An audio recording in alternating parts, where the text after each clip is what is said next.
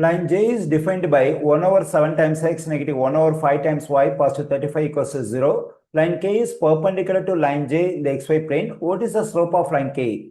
Here we have the equation of line J. Using this equation, we can get the slope of line J. Then using the slope of line J, we can get the slope of line K using this information. Line K is perpendicular to line J.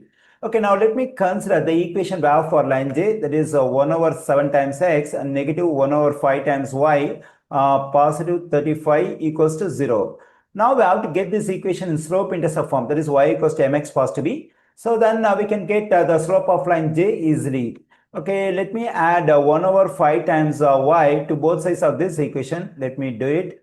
Then this negative value, positive value will cancel out. We have 1 over 7 times x, positive 35 on the left side.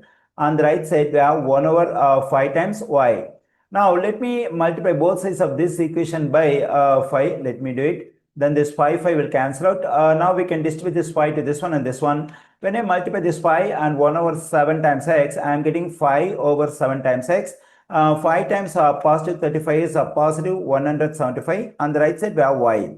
Or we can write the same equation as y equals to 5 over 7 times x, positive 175. Now I got the equation of line J in slope intercept form, that is y equals to mx positive b. Here m represents the slope. At the place of m, we have 5 over 7. That is the slope of line J is 5 over 7. Now let's get the slope of line K.